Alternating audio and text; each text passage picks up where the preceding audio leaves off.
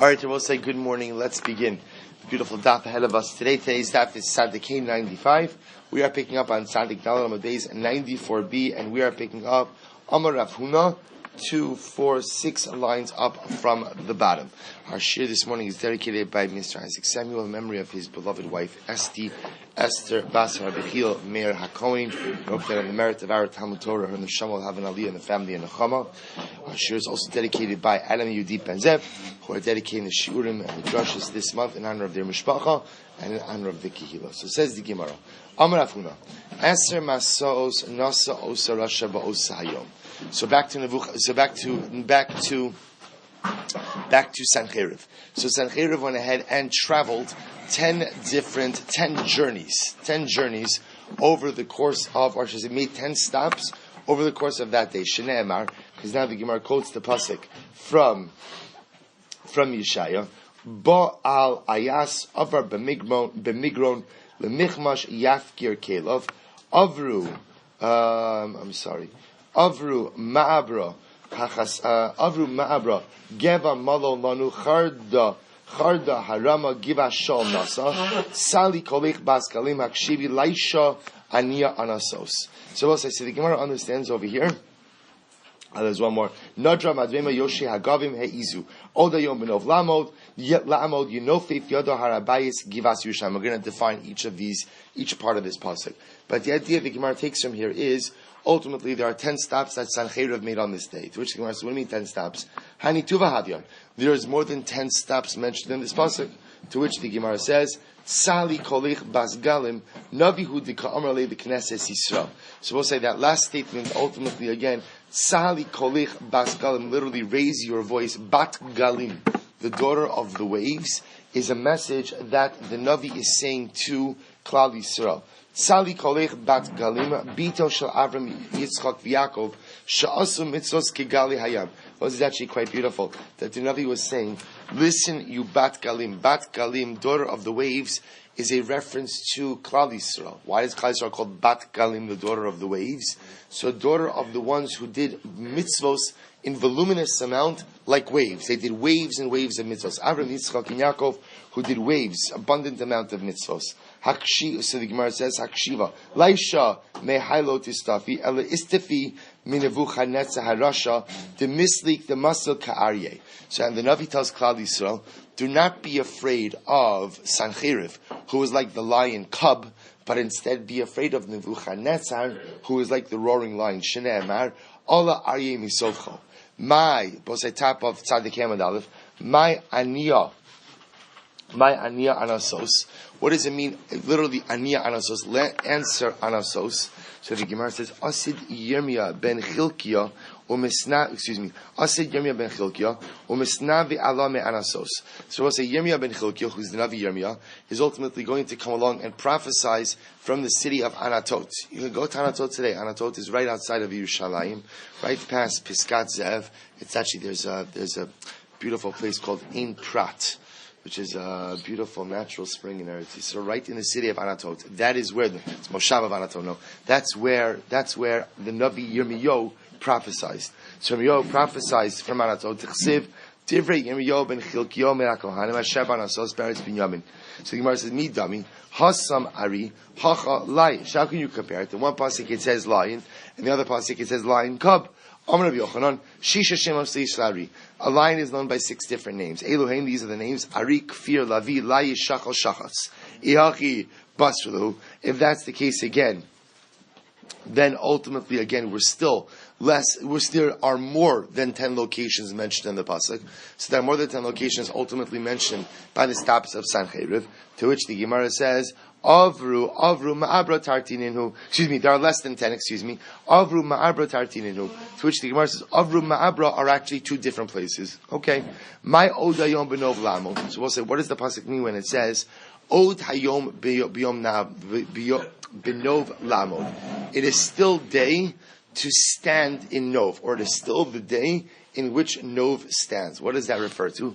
Amar Rav Huna, Osayom, we'll say that day when Sanhedrin marched on Yerushalayim, Nishtayer me'avona shel Nov. We'll say the sin of Nov was still in existence. Now, what's the sin of Nov? Remember, again, this goes back to the episode of David and Shaul. David is coronated as king. Shaul has been effectively deposed as monarch, but he refuses to relinquish the throne and admit his mistake with Amalek. So what happens? He pursues David. David chooses to run away. He is not going to fight. He's not going to fight his father-in-law. He's not going to fight fellow members of Klal Yisrael. So he runs, but he can't tell anyone about what is happening. So what does he do? He goes to the city of Nov, which was known as an Ir Kohanim, a city of Kohanim, where the Mishkan was there. And what happens? He sets them on a secret mission from the king. I need food and I need weapons. They give him food. They give him weapons. In fact, the only weapons they had was the sword and shield of Goliath, of Goliath, that David had kept in the Mishkan. David takes it. Who sees all of this happening? And we'll discuss all of this. A man by the name of Doeg Hadomi, who was one of the trusted servants of Shaul. And he comes back and he tells Shaul that the city of Nov has sided with the rebellion of David. The Kohanim of Nov have absolutely no idea that there's any rebellion. They think that they're helping the king's son-in-law on a secret mission. So what happens, to make a very long story short, Shaul brings some of his soldiers to Nov. They wipe out the city of Nov. There is one survivor from the city of Nov, as we'll discuss. They wipe out the city. This was a huge stain we'll see on Klal Yisrael, on Shaul, and on David, for reasons we'll discuss. So the Gemara says over here that on that day, look at Rashi for just a moment. Osayom mishtayir me'avona shel Nov.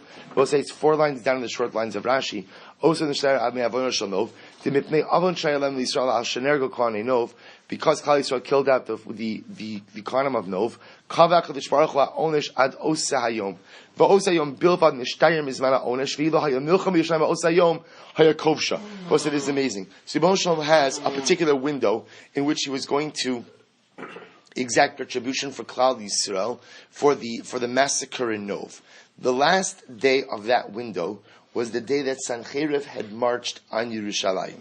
And had Sanhedrin attacked on that day, he would have been successful against Yerushalayim. So it says the Gemara, the day that he marched was the last day in which God was willing to exact retribution for Klal Yisrael for the Nov massacre. And therefore, had Sanhedrin attacked that day, he would have been victorious, as he would have been the rod of HaKadosh Baruch Hu to exact punishment for Klal Yisrael for the city of Nov. Now get ready for this. This is amazing. So the Gemara says, Amrilei, Kaldoi. So, interestingly enough, so on the day that Sanhedrin shows up into Yerushalayim, he's outside of the walls of the city. His astrologers tell him, King, if we march now, we will be successsul. So what happens? V'ilo lo yachlisla. But ultimately, again, if we wait till tomorrow, we will not be successful. So the Sanhedrin responds, Orcha de boy l'saguye ba'asari yoma. So the Gemara says, I'm sorry, v'ilo lo yachlisla. Orcha de boy l'saguye ba'asari yoma, saga b'chad yoma. Furthermore, when coming to Yerushalayim, Sanhedrin had what we call kfitzas haderech. The journey was shortened. A journey that would normally take 10 days took 1 day. Kimati Yerushalayim. So we'll say the idea over here is that there's the perfect storm. The recipe is perfect for Sanhedrin to conquer Yerushalayim. He makes incredible time getting there. And number 2, this is the last day of Nov retribution. Kimati Yerushalayim. When he came to Yerushalayim, Shadule bistarki ad salak v'yasev me'ilu yeshura ad chazyu l'kolei Yerushalayim. So we'll say what happens. So Sanhedrin shows up at Yerushalayim. What he does is he keeps piling rugs, one on top of the other, until it's high enough that he could see over the walls of Yerushalayim. Get ready for this. He looks over the walls. Ki chazye istra be'enei. Essentially, when he goes in and he sees this city, he says, it looks tiny in his eyes. Amar Halo do hikarta Yerushalayim. He says, "Is this it? Is this it? Is this the mighty Jerusalem? Is this Yerushalayim? Da Allah argishis kol mesharsi. That for this I went ahead and I moved my whole army. Va'Allah kavshis kol medinta. And for this I went ahead and I conquered all of the countries until now. Halo hiziira v'chaloshem mikol karchi amamaya. The kavshis b'takov yodi." So he says, ultimately again, this is the weakest city out of all the cities that I've conquered. So he says, Allah v'kam umanid bereshe mobil umaysi biyadei al tur beis hamikdash tebetzion va'alazati Yerushalayim. So what happens? He waves his hand dismissively across Yerushalayim, Harabayis. So Sanhedrin is exceptionally unimpressed. Exceptionally unimpressed. I will say, and you have to understand something. It's just an aside. I have no time for this. But I'll tell you it anyway. So, Rav Kook, Zecher Tzadik Livracha, tried very hard to attract wealthy businessmen from Europe to relocate their businesses to Eretz Yisrael. So it's a story that's told that one time there was a particular gvir from Poland who had come to Eretz Yisrael to check it out and to see the land. And so he's on his whole tour, he's about to leave, he meets with Rav Kook. Rav Kook says, Sanu, what did you think about Eretz Yisrael?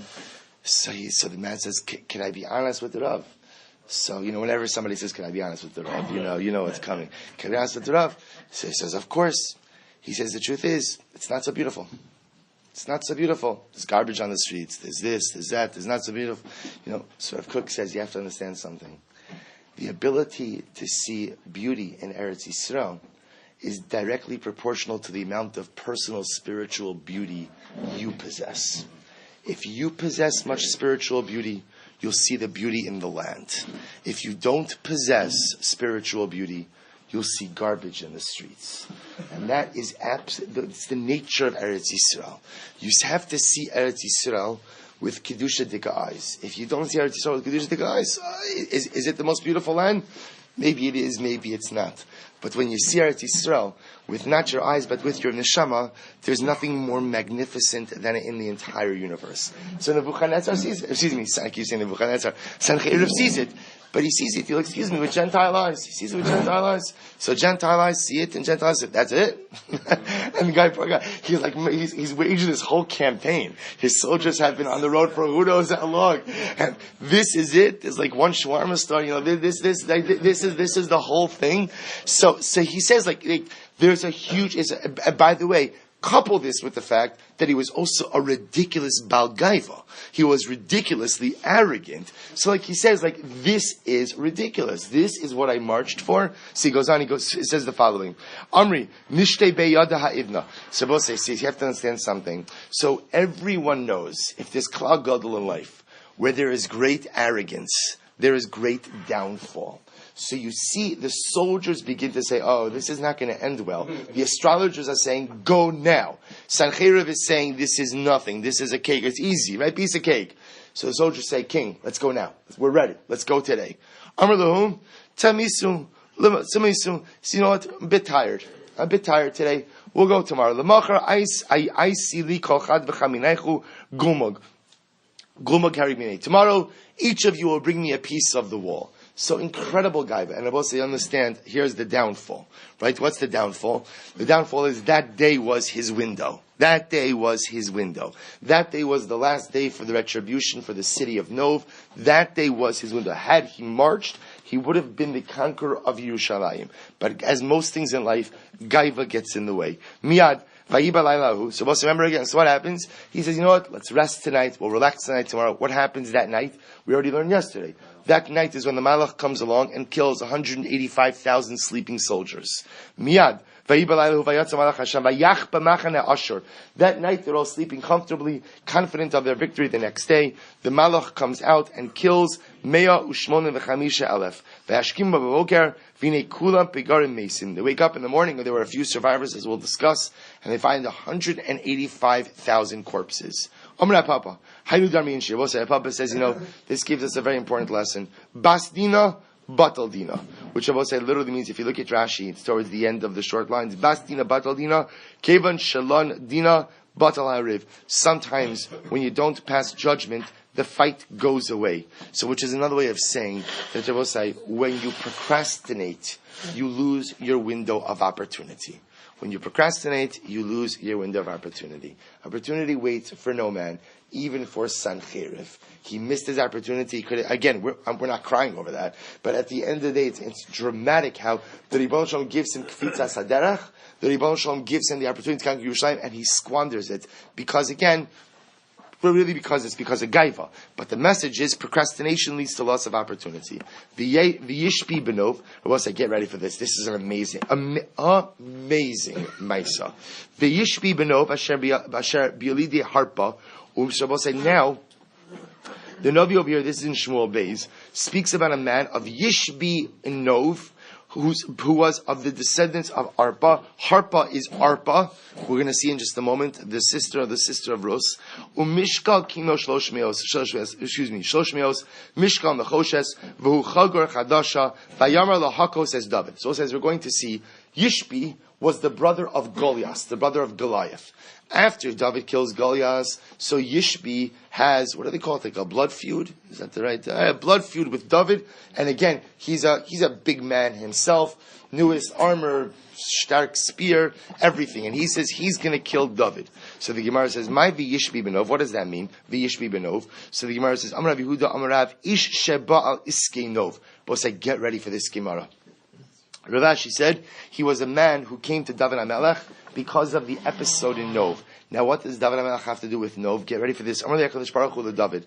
Ad masai yiyeh inyan zeh tamun biyadecha. He says, HaKadosh Baruch Hu says, David, how long are you going to hide this sin of Nov? Al yodcha nerga Nov ira kohanim. Wow. Through you, the city of Nov was wiped out. Va'al yadcha, and because of you, nitrag doeg ha'adomi. Doeg ha'adomi died. Now remember again, Doeg ha'adomi ultimately dies because he massacres the city of Nov. Va'al yadcha, nergu Shaul u'shlosh banav. And because of you, Shaul and his 3 sons died. Now remember again, how do Shaul and his 3 sons die? They die in the war against the Plishtim. Right? They're fighting against the Plishtim, they die in the war against Plishtim. So Kadosh Baruch Hu says, David, you're responsible for all of this stuff. So let's say, so what does this mean? So the Ben Yehoyada says something amazing. He says, a tzaddik is responsible for negative things that happen as a result of his actions, even if his actions were not ill-intended. So at the end of the day, David's actions set off a chain reaction of events that result in the massacre at Nov. Now, David HaMelech was trying to do his best, ultimately, to shield the people of Nov. He was doing his best to try to operate under the way, but at the end of the day, it was his actions that caused their death. So we'll say, this is a dramatic idea, because the Ben Yoda says that you have to understand something. Sometimes in life, we go ahead and I do something, and as there's a negative repercussion. Now that wasn't my intention. And again, I acted in good faith, I did. But understand that if as a result of my action, someone else encounters pain, someone else suffers, even though again that was not my intention, and I acted in an appropriate way, it just happens to be a byproduct of my action, is someone else's pain and suffering, there's this chayvus for that.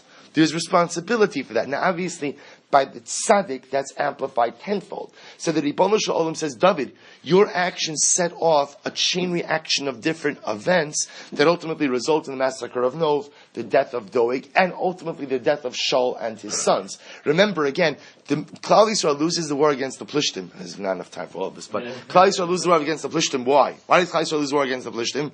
You remember from your extensive Navi studies, right? Why did Klal Yisrael lose the war against the Plishtim?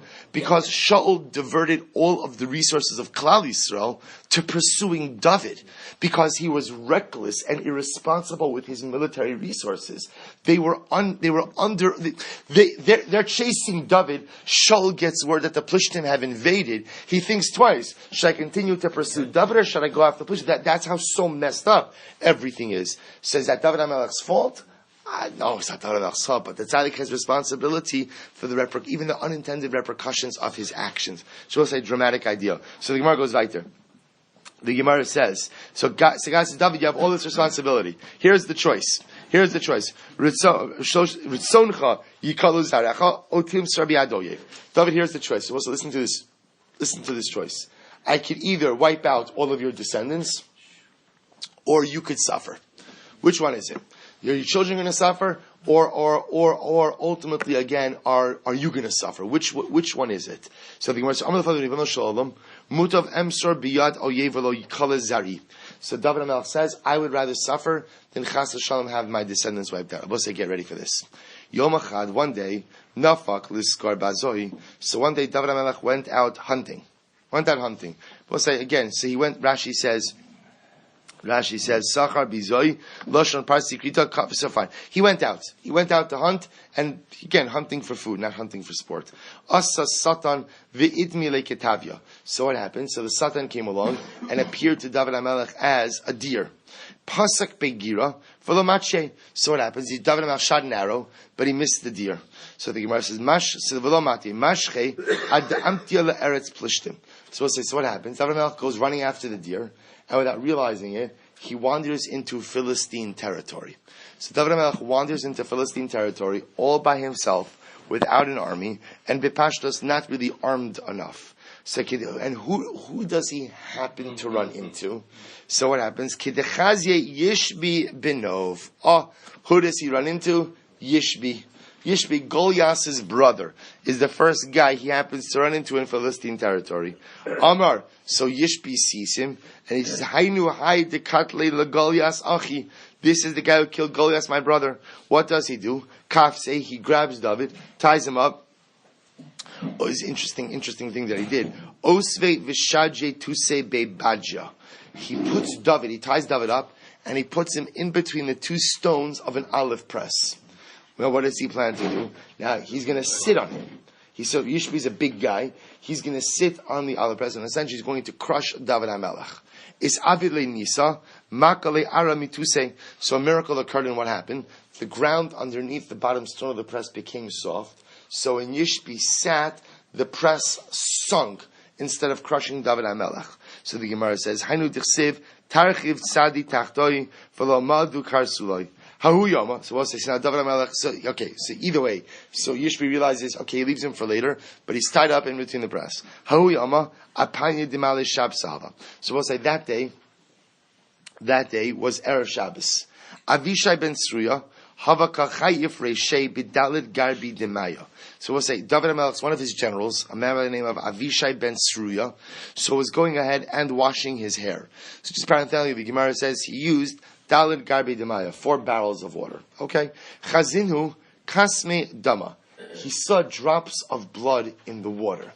And he understood that was, meaning he saw it wasn't from him, so something's going on. Others say that a dove landed in front of him and started like flapping its wings in a violent manner. Amar Knes Yisrael Liyona Amislei Shneimar Kanfayon Nechba Bekesef Shmamina David Malko Yisrael B'Tzara Shari. So we'll say, so what happens? He sees the blood. He sees the dove flapping around. He realizes Klal Yisrael is compared to a dove. It must mean Klal Yisrael is in trouble. Now Klal Yisrael was just fine. So who must it refer to? It must refer to the king. The king is in trouble. We'll say, let's listen to this. Asala say, Velashke goes to the palace, right? King's house. King's not home, and it's Erev Shabbos already. So Amar Tinan ein rochlen al suso, then Yoshin al kiso, then mishtamshin bisharvito. B'shas hasakramai. We'll say the halacha is you cannot use the king's horse, you cannot sit on the king's throne, and you cannot use the king's scepter. So part of the covenant of Malchus is you can't use the king's stuff.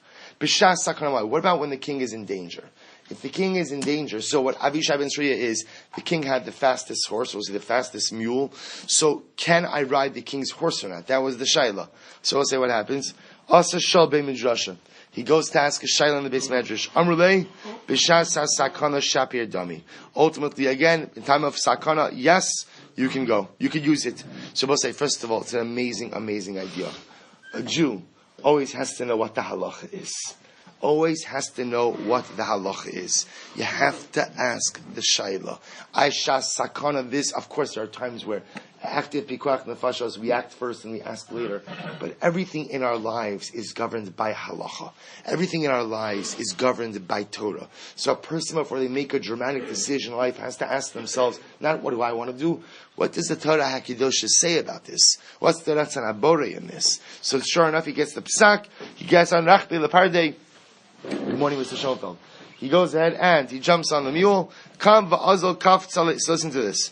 Kam va'azil kaf tzali ara. So we'll say he has an incredible miracle. Kfitza saderach. He gets to Eretz Plishtim very quickly. So b'hadidi kamaski chazye la'arpa imek. Here it is. We'll say this is like a, what do they call it? The star-studded cast of characters over here. So as he's riding to Plishti area, who does he see? Arpa. Arpa. Who's Arpa?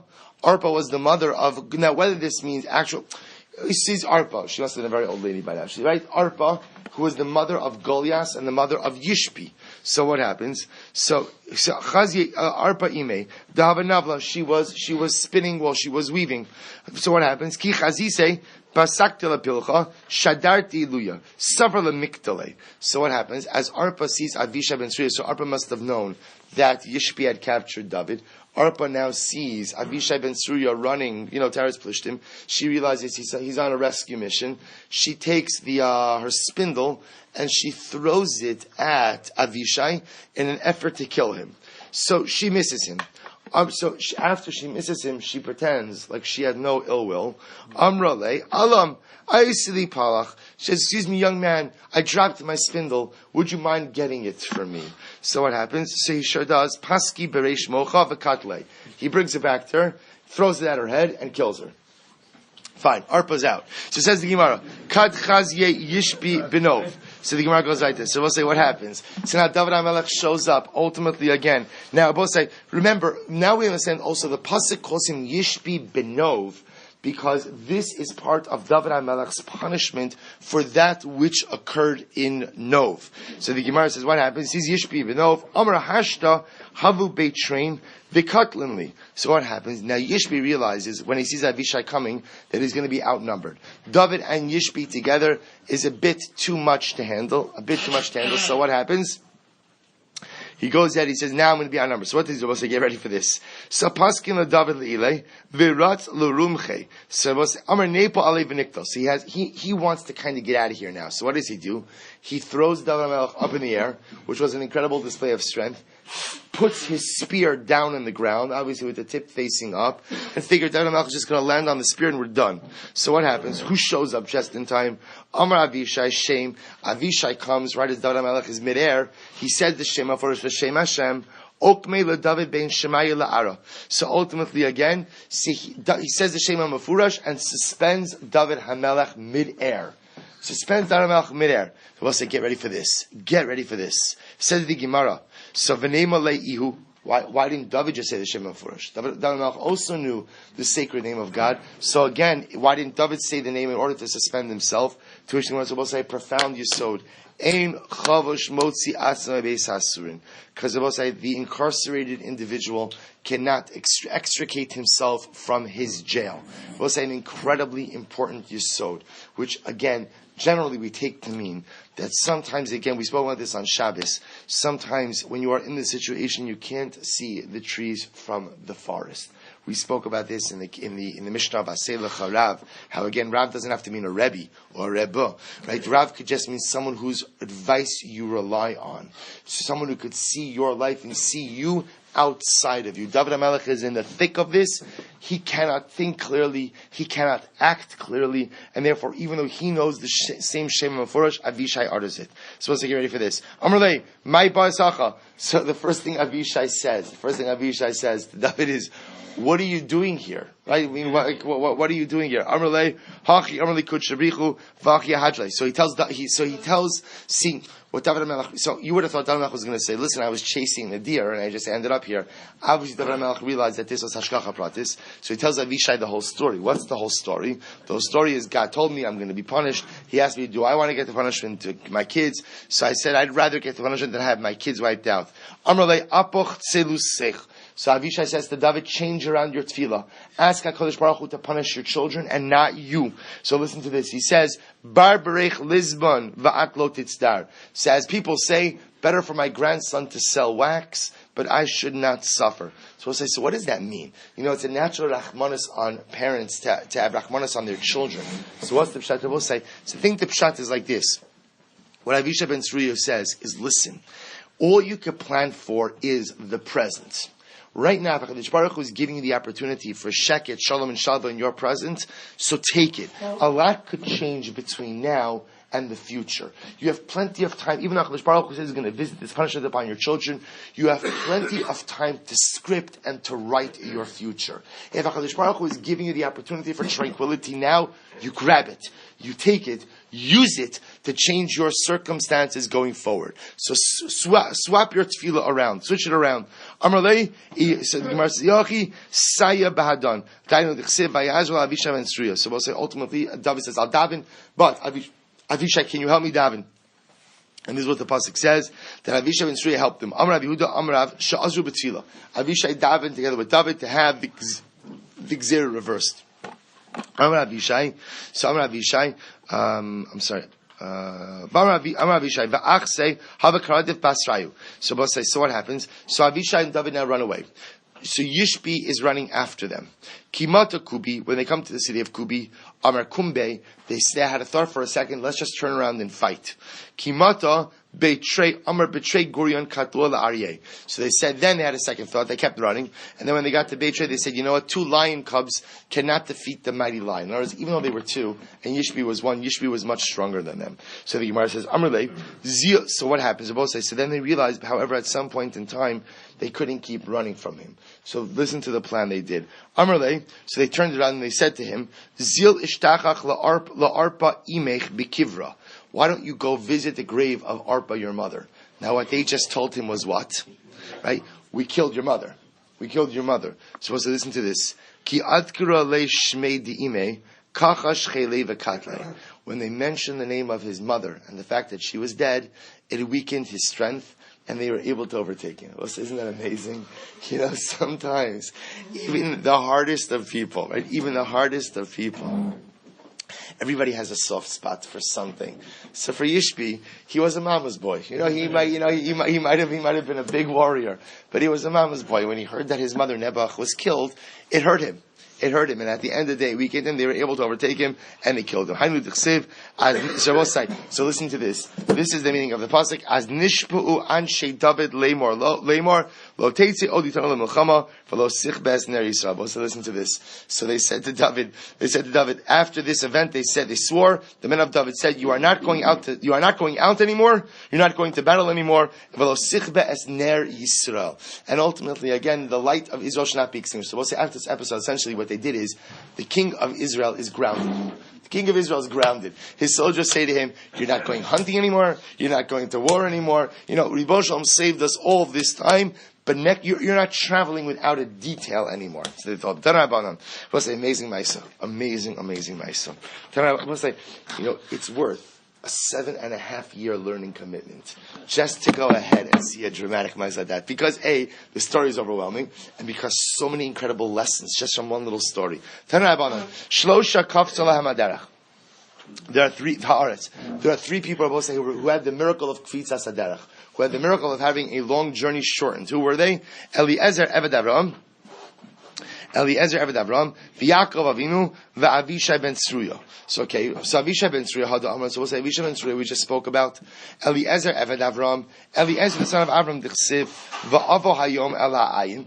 I came that day ultimately again to the ayin, to the well. V'Meimra Dahu Yom HaNafak. So we'll say this is about Eliezer in Parshas Chayei when he comes to look for a wife for Yitzchak. He says, I came that day. I traveled from Canaan to Charan, and I made it in the same day. Yaakov Avinu, what happened to Yaakov Avinu? Amar Beis will say, B'chsiv, Vayetzi Yaakov Beersheva Vayelech Harana. Pasuk says, Yaakov Avinu left Beersheva, went to Charan. Uksiv, Vayifka B'makom Vayalan Sham. And it says, ultimately again, he stayed in that place, and he slept there. Kiva Shemesh, because the sun set. Kimata L'charan. So what happened with Yaakov Avinu? When he came to Charan, so remember, this is Yaakov Avinu running away from home. Running away from Esav. So he's going to Lavan. Lavan lives in Charan. Kimata L'charan. When he gets to Charan, Amar Efshar Avarti Amakom Shespalalu Bo Avosai Va'ani Lo Hispalalti Bo. Is it possible that I passed by the place that my forefathers davened at? This is a reference to Harabayis. I passed Yerushalayim, I passed by Harabayis, the place where my forefathers davened, and I didn't even stop to daven there. So he decided to go back to Harabayis. So Kevan to hear her bedai to the mihadar kaf to the ara. So we'll say when he decided now to understand, he already got to Haran. He said, I can't believe I passed Harabayis without davening there. He wanted to go back. The Rosh Hashanah performed the miracle and allowed him to get back from Haran to Harabayis expeditiously, very quickly.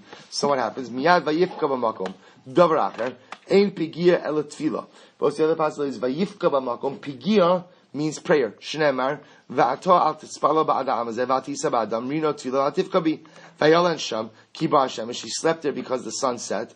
Basar ditzali ba'ilima. So we'll say after Kfitza Sederach back from Haran to Harabayis, he wanted to go back to Haran.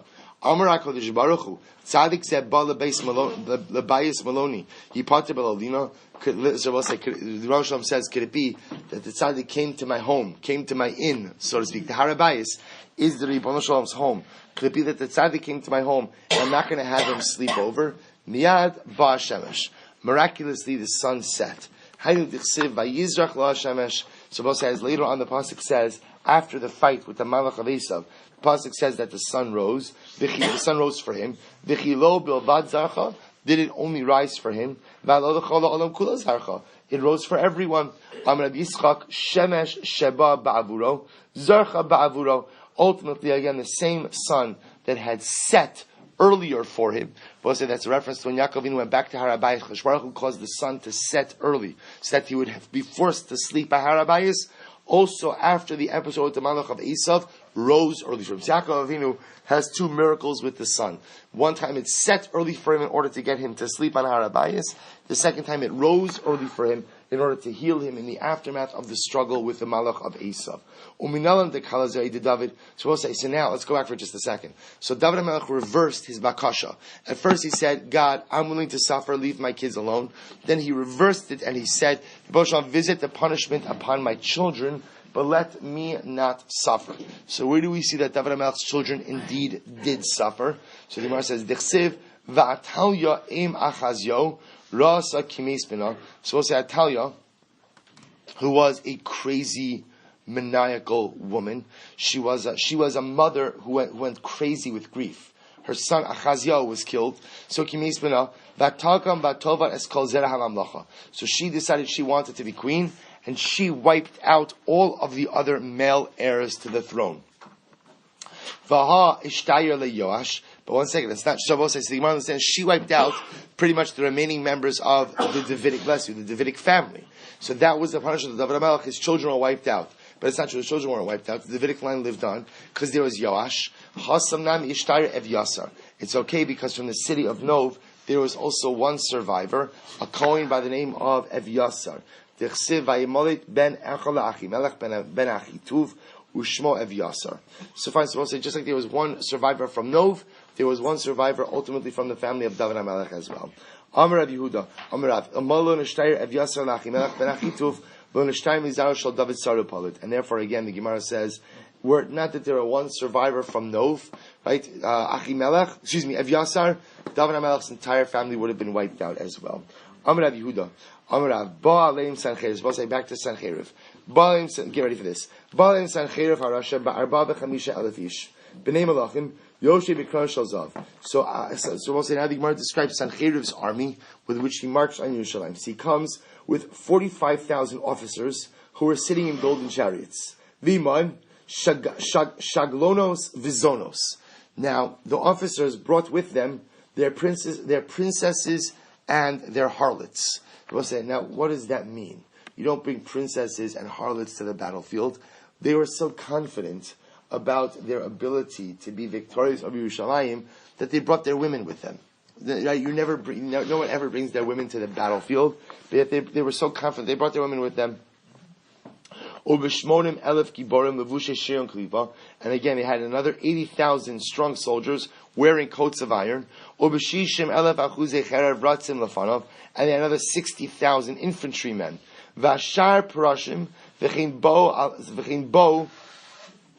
And we'll say in other chariots as well. And we'll discuss the size of the army, or other soldiers as well. The size of the army gets even bigger. We'll say this was the same size force which marched against Avram Avinu. This is by the war of the 4 wars against the 5. V'chein asidin lavo in Gog umagog. And I will say armies of this size will be even true by Gog umagog. B'masnisa tana orech machaneu arba meos parsi. We will say some say the length of Sanheriv's army camp was 400 parsos, which we'll say is huge. Rochav savar susav, the width, right, of the total necks of the horses, arbaim parsi, 40 parsos. Sach machanehu. Also, get ready for this. The total number of people in Sanheriv's camp was Masayim Vishishim Ribo Alpayim Chaser Chad, was 2,600,000,000 minus 1. Now, obviously, this is hyperbolic, but the idea the Gemara is talking about is they never saw such a large army amassed. Remember, again, now you understand Sanhedrin before, when he sees Yerushalayim, he says, really? Really? Can you imagine like the taxpayer dollars that went into this? The good thing is that he was a dictator. Baruch is not answerable to anyone. But Lamais, again, meaning that what the Navi is describing, what the Gemara is describing over here is an army the size that no one has ever seen. I'm sorry? This is before the Malach. No, all this is before the Malach. So the Gemara says, Baya Baye. So what is it when it says minus 1? Chasi ribuya, o chaser chad, a chaser chad alpha, o chaser meo, chaser chad. Doesn't mean less 1,000,000, less 100,000, less 1,000, less 100, less 1. To which the Gemara says teiku. But when the Gemara says teiku over here, what the Gemara really means is what? Who cares? Right? Meaning, it doesn't matter. Like, we're not asking Eliyahu Navi this one, right? I've also asked Eliyahu Navi. I'll say, the point over here that the Gemara has is, like I said, this is a huge, huge army. So the Gemara goes weiter. The Gemara says, Tana, Rishonim Avru B'Shechi. Let's listen to this. The Gemara now describes this army passing through the Jordan River. So they obviously have to pass through the Jordan in order to get to Eretz Yisrael. So what happens? Get ready for this. So the first group who passed the Jordan, B'Shechi. So the first group who passes the Yarden, they have to swim through the Yarden. And son of Rubikoma, the second ones who went didn't have to swim, but they had to stand erect while passing through the water. So the idea is, when you have such a large number of people passing through a body of water, what ends up happening? They diminish the body of water with each, meaning you take water, when you walk through water, you automatically remove some of that water just with your clothing. So the first group had to swim. The second group had to walk. So we'll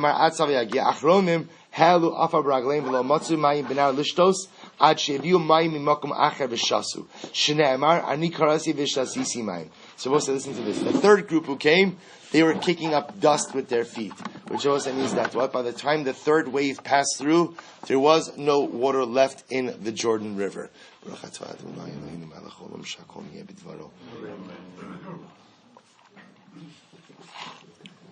So we'll say, says the Gemara. So they had to bring water from elsewhere to be able to give the army.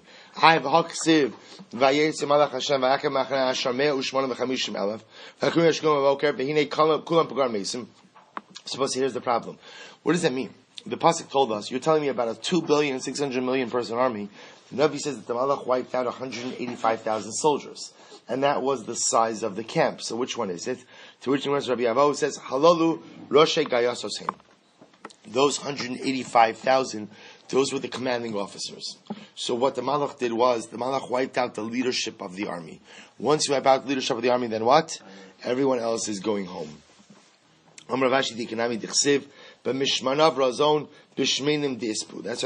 Mishmanav Razon, literally again, you gave the fat to the skinny, b'shmeinim de'ispu.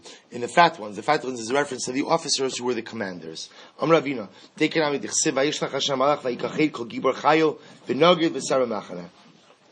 Vayavel beis alav, u'miyatzei me'av shame pilu b'cherev. Shma mina, b'mahi came. So now the Gemara goes back and says, what did the Malach kill the soldiers with? So the Gemara says, Rabbi Eliezer, Amar b'yad, he came. Rabbi Eliezer says, the Malach killed the army, 185,000 officers, with his hand. Shneimar, v'ayar Yisrael seyad hagdola shasida lipar misancherev. Klal Yisrael saw the great hand that ultimately would exact retribution from Sanhedrin. Rabbi Yeshua says, the Malach killed the army with his fingers. Shneemar, Vayomar Chartumim al Paro Etzba Elokimhi. The Chartum said to Paro, "This is the finger of God. Hiya Etzba Shasili Parmi Sanhedrin. This is the finger which would ultimately exact the Jewish from Sanhedrin." Omer Amla Kadosh Baruch Hu LeGavriel Magel Chanutusha. So Kadosh said to Gavriel, is your Magel, is your sickle ready? So Gavriel was dispatched to kill the army. Is your sickle ready? So he said, Netusha. So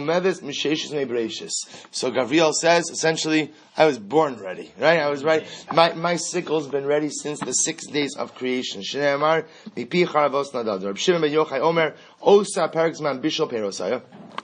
The time of year was the time when the crops became ripe. So Gavriel,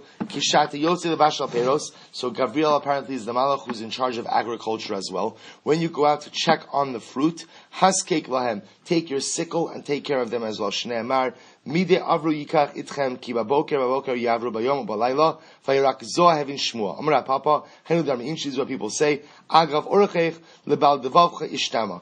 So this is what people say, that in general, when you have an enemy, so make sure to say good morning to him. Right? In other words, go pass by your enemy in the morning and say good morning to him. It's very disorienting. So also the idea being that Kadosh Baruch Hu says to Gavriel, when you're going out to do your work of checking on the fruit, also take care of the Assyrian army. Which I will say, by the way, is an incredible yesod in general about how to deal with conflict. The way you deal with conflict, if possible, is you diffuse it. And the best way to diffuse conflict is don't fight.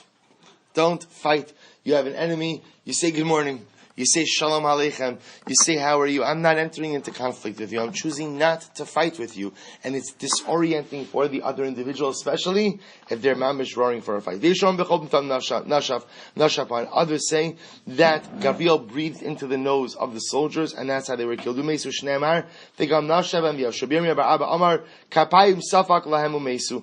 say that Gavriel clapped in their ears, and as a result they died from the noise. So Rabbi